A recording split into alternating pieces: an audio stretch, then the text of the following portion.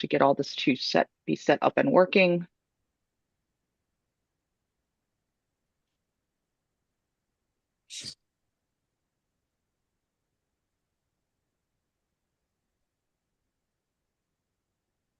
All right, so Sydney, we are uh, now recording. We Okay. also have, I think you guys can see my screen share right now. Yep, we see the slides.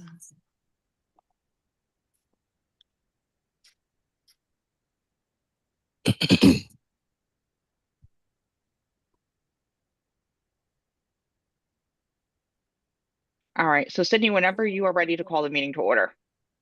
Sure. I call this meeting of the Perry Street Prep Board uh, to order on June 16th, 2026. Perfect. And for the minutes, Sydney, I'm just going to add that we do have a quorum. Yes. All right. This is our agenda for this morning, and we're going to go ahead and start. And so our first item is to seek an approval of the minutes. So Sydney, I'll go ahead and let you see if there's a motion. Sure. Do I have a motion to approve the minutes from our April board meeting? Yeah, I move that we approve the minutes. Do I have a second? A Second. Thank I'm you. going to grab the I second from heard Andrew Aisha. and Aisha. Perfect. And all in favor? Aye. Meeting Aye. Visible's Aye. Aye. Aye. Aye. Sounds like Uh, a- everyone. any abstentions or nays? Right. So, Hearing none. perfect. That will pass. So then I'm going to turn it over to Rachel to talk about school happenings. Hey guys. First, I feel like the last board meeting I was about to die. I just want to let you all know I'm still about to die. I'm having a serious allergic reaction. Something's going on. But I'm going to push through. So we have a lot of exciting things to share with you all, actually, especially our class scores. But before we do that, this month and last month has been super jam-packed. We had eighth grade promotion. After eighth grade promotion, we asked all the students to stand up if they have been here since pre-K 3, and like 20 students stood up, guys. It was so awesome. This is our first class of kids who we had so many. We gave them lifetime achievement awards who have been here since pre-K 3. The interesting thing to note about the kids who have been here since pre-K 3 is where they left academically when they left Perry Street Prep. So most of the kids who have been here since pre-K 3, one, those are the kids who received like the principal's awards, all the academic awards on grade level for ELA and math. I think that Perry Street has proven that if you come here in pre-K 3 and you stay till eighth grade, you will get a great education. I think that's one of our goals this summer is to figure out like how do we get our kids to come in pre-K 3 and stay till eighth grade? We are in an interesting spot in DC as it relates to like being in War 5, not in the middle of nowhere, but kind of in the middle of nowhere as it relates to our students. And so just seeing our graduation just let me know that our work has to really wrap itself around keeping our kids here for the whole time once they enter pre-K 3.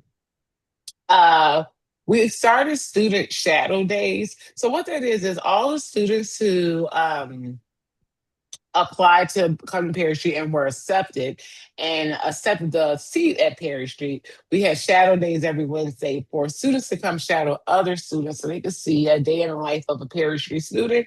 It was a half day, but they were able to see the whole schedule, meet the teachers, and so on and so on. We, of course, it's the end of the year, so we did field day. We had a water day, kindergarten step up, pre-K step up. We had a Superman breakfast for Father's Day, the Little Mermaid. Excuse me. We also put on a production this year, The Little Mermaid, which was excellent. I want to highlight and on the slide, if you see the Little Mermaid, one of the mermaids in the pink wig, she is one of our students who is in our intermediate self-contained level 4 student. She was in the Little Mermaid. all three shows. She did an excellent job. It was actually one of our biggest accomplishments this year to see her in The Little Mermaid from beginning to end. And this is a student who has autism, who struggles socially. And even to see her on stage moving around and watching the other mermaids, helping her in position, making sure she was good. Like, it was just so good to see how the musical literally included our whole school. And it didn't matter what class you're in or what, if you had a disability or anything. The Little Mermaid was for everybody in the show. So we were super excited about The Little Mermaid. I know, Shannon, you came to Sunday night. We came Saturday for the Little Mermaid. But is Shannon here? I can't see people. Sorry. Okay. So those are the happenings. Of course, today is the last day of school. We have hit the finish line. We made it. We are all tested out. We are all field day fun, everything. Everyone's over. It's time to go home. So we have today's the last day of school. We are doing extended school year. That's ESY for students who need support over the summer academically. We will not be running summer camp though. So right now we are literally just winding down, cleaning classrooms, making sure students are good. There are actually quite a few students here today helping out and getting us prepared to just close for the last day of school. So, Alexander, you can skip to the next slide.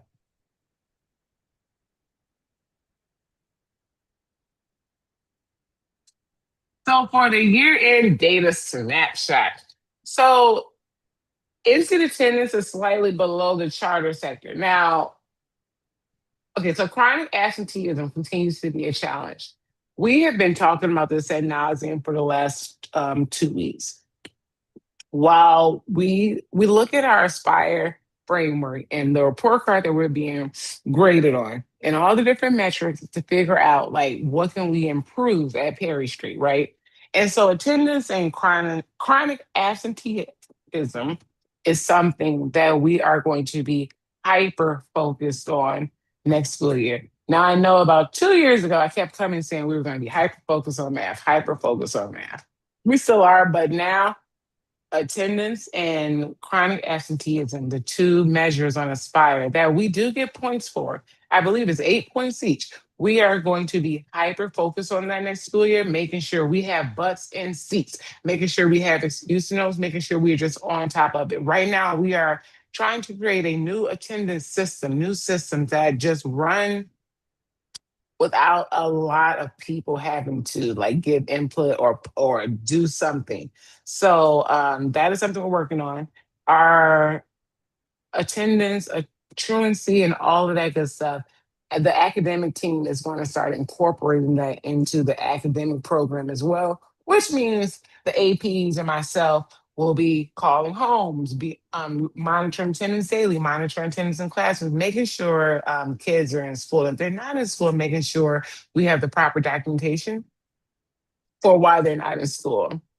And the chronic absenteeism, truancy, attendance, this is all like under the same category. Something that we are literally going to take a look at this summer to figure out how to improve those scores so we can get all of our points on the Aspire framework. And it's 16 total. 16 is a lot of points for attendance, chronic absenteeism, and so on. Now, everyone pull out their flowers because this is the best news of the school year, guys. Okay, so pre-K, we are rated on a class system. Observers come in every year. They go to all of our pre-K classes for 3 hours. Well, it's 90 minutes, and then they give us a score. So historically, for emotional support, Perry Street, scores out the box. We always get above a 6 for emotional support. This year we got a 6.48. Last year we got a 6.3. We were pretty confident and solid in knowing that we were going to get a solid emotional support score. Classroom organization, again, our teachers score off the charts. When you walk in our classroom, you can clearly see why emotional support and classroom organization are really high every school year.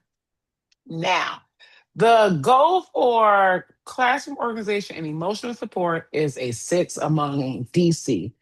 Parachute Prep consistently, since I've been here, actually we have scored above a 6 on emotional support and classroom organization.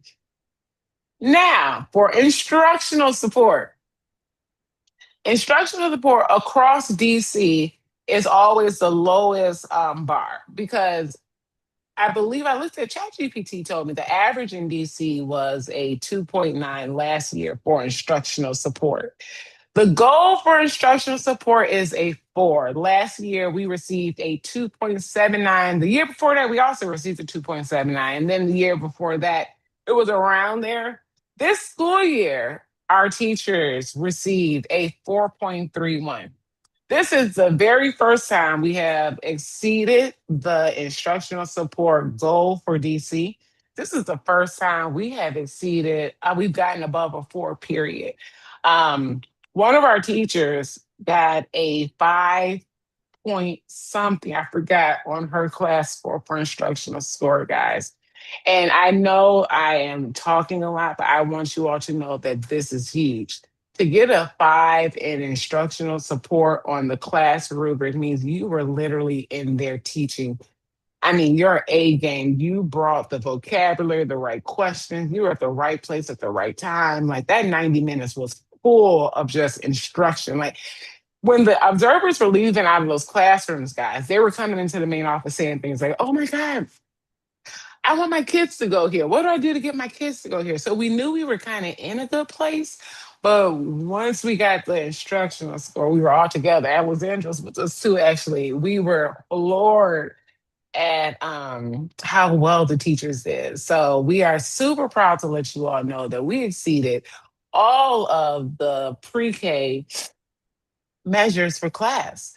And this is just not pretty information on this graph. What this means for us is that we got all 12 points on the Aspire report card for pre-K. Not only do we get all 12 points, 4 for emotional, 4 for classroom, and 4 for instructional, we got an extra 10 points because we put in the SSPM that we got 10 bonus points, guys, and we could choose what our bonus points are for. We made it class, emotional support, and classroom organization. So we got 12 points for pre-K on the Aspire report card. Then we got an extra 10 points for our bonus points. Guys, that is 22 points. Just pre-K alone got us on the Aspire report card, which is huge. Remember, we always only talk about grades 3 to 8, testing grades.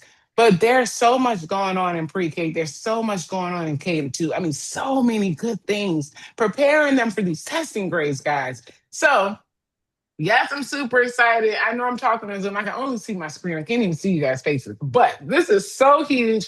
It's so exciting because this also means that these kids are going to kindergarten ready. And when you go to kindergarten ready, that means the kindergarten teachers who are all awesome, who get 90th percentile in growth in ELA and math every school year, they are receiving students who are ready. And then the kindergarten teachers will pass them on the first grade to another set of 5-star teachers. This is the type of trajectory we are trying to build at Perry Street. We're trying to build it from the bottom. So it starts strong and we just keep going and going and going. I talked about earlier the kids who are here since pre-K, but imagine the kids right now in pre-K who are in that class that got a 5 on instruction, guys. If that child is here in 8th grade, that child will be the president. I promise you, I kid you not. Like, this is great news. It's so exciting because, one, the teachers here are awesome. Our pre-K team is amazing. Our K-2 team is amazing. Our 3-day teachers are amazing. We had bumps along the way this school year, but we had an awesome school year because we have such a powerful team of people. My APs were gone, all of them, for 2 days, 2 weeks ago. And when I tell you, it was me, McCaskill, and the whole school in here without any APs, without any support. We didn't have, I mean, when I tell you the 2 days we were here, McCaskill, and you can speak to this as well, we were fine. The culture is, we're at such a good place right now where all of our APs can be gone for 2 days and we are still just fine. We have 4 self-contained classrooms that are filled to the max. You couldn't even tell if you walked in there that those classrooms are self-contained. The only reason you would know is if I told you. And I'm only highlighting all the great things that we've done this school year because there's so much to celebrate. There's so much to celebrate with teachers. There's so much data to celebrate. I mean, the culture here this school year, we can celebrate that. The teachers just work their butts off all school year, and it shows. It shows like 100%. So Rachel, if I I could know I'm sorry. go ahead. I Go know ahead, I'm finish. rambling. I'm rambling, but I'm done. I'm done. I I was gonna promise say, I you think I'm done. Rachel. I will just chime in for the board who didn't get to see this, but Danielle, Rachel, Ivy, the assistant principal, and I were all in the office when these scores came in. And if you are seeing Rachel's energy now, this is like 10% of the screaming and joy and tears that were in that office that morning. And not just by Rachel, but by everybody in that room, because class scores are something that Rachel said at the beginning of the year, I want to improve. And I think it really speaks, Rachel, to your leadership because you worked with Larita all year long. You worked with Ivy. Like this was a deliberate effort of improvement that you all set out. And there was nothing but tears of joy that was in that office. And the excitement to get to share that with the teachers, that all their hard work paid off was, I think, frankly, like words could not describe that. And so I think this shows, Rachel, when you want to move something, what that means and how you can get that done. Absolutely. Absolutely. 100% agree. And so we did share with the teachers and told them all the good news. We actually ran down the hallway and ran into classrooms screaming and jumping. They didn't know what was going on. First, we just scared everybody, but and they were just jumping and screaming and crying. It was like literally just unbelievable, just a moment. And we always talk about how we're so proud of like test scores and when we do this, when we do that. We never really talk about though how what that means for kids though. Like if we become a high level 2 or a level 1 school on their Aspire report card, that means our program is programming. That means our kids are learning. That means kids at a Title I school who usually aren't afforded a fair education are getting exactly that. What we came to do, we're doing. And so, and the teachers, I just want to say one more time, these people are incredible. Incredible. We have teachers here, Mr. Cisse Stewart. They just started teaching, highest ELA scores in the building. Like, we can't ask for a better staff. So I want to say, they're not on this call, but when you see our teachers, we let them know that they are thebomb.com. Our assistant principals are thebomb.com. They worked hard all school year to make sure we could move the needle in different areas, and it paid off. So that's my snapshot. Oh, wait, I have another slide. Yeah, you do. Do you want to boast about your growth on MAP too? All right, okay, now let's talk about math. No, math growth, we exceeded the national norm. So in ELA, we were at a 66 in math. I'm sorry, ELA 66, math equals 66. K-2 growth, which is on the Aspire, we were at a 63 and a math we're at 83. Now the floor is a 30, guys, and the target is a 70. I won't go on and on about this, but everyone knows how to do that math. The K-2 team literally did such an excellent job all school year. We grew in math and ELA. And I know for the last 3 years, we've been coming here saying that we wanted to improve our math scores, but we did. We improved our math scores. Don't get me wrong. We still need 100% of our kids all to be proficient in math and ELA. But we still set out to do what we said we were going to do. So the math growth was 50 plus in all grades, but 4 to 5. We knew that though, because for the last 2 years, we've struggled with hiring 4 to 5 math teachers. So before we got our math data, we knew what to expect from that intermediate pocket. But if you look at the chart that that are with the PowerPoint, you can see the different growth for the different grades. I want to highlight that our middle school is a powerhouse. You walk into our middle school, you literally hear a pin drop. I don't say you can hear a pin drop because I think kids should be quiet. I just say you can hear a pin drop because that means the kids are learning. And when you walk in those classrooms, you can totally see that, and the data shows. So especially in those math classes, 7th grade, our 7th grade math teacher is phenomenal. There's no other way to put it other than that. Like, so we are super excited about our math scores as well. We have work to do in 4 to 5, but we're working on that right now as it relates to hiring and talent management to figure out like how we can move that needle. We know for sure how to move the needle. We just need the person in place so we can make sure that the needle does move. What else I want to highlight on these charts? I think you can talk Okay. about Aspire, what all this means for the charter goals. Yes. So, and I'm going to say it really quick because I already talked about class. So, if you can see, if you go down to the green box, if you see that the 4, 4, and 4 and highlight is highlighted, guys, what that means is we got all our points. We got all 12 points. Thank you. Oh, Alexander, that's perfect. Thank you. We got all of our points. And if you can see from previous years, from previous years, you can see last year we only got 1.6 points in instructional support. The year before that, we got 1.78. Guys, this year we got all 4 points plus an extra 10 points for classroom organization and emotional support. If you look, I talked about chronic absenteeism and the re-enrollment rate as well. Both of those are worth 8 points. And if you can see, we're leaving a bunch of points on the table. We cannot do this next year. That chronic absenteeism rate and the re-enrollment rate has got to change. There are 16 points available. We need as many as possible. So I'm owning that for next year to figure out what we can do to move those numbers. And then if you can see K-2 math, I want to highlight that as well. For math, we got all of our points for fall to spring and GP. So basically, K-2 in class, they matter. Just not just 3 to 8, the testing grades, but our pre-K, their data matters, our K-2 data matters. It all counts on the Aspire framework. Now, based on their Aspire report card, right now we are slated to be a level 2 school. There are 5 different levels, level 1 being the highest. 75 is the cutoff for level 1. We are at, Alexander, do you mind scroll? Oh, no, there it is. We are at a 69.8.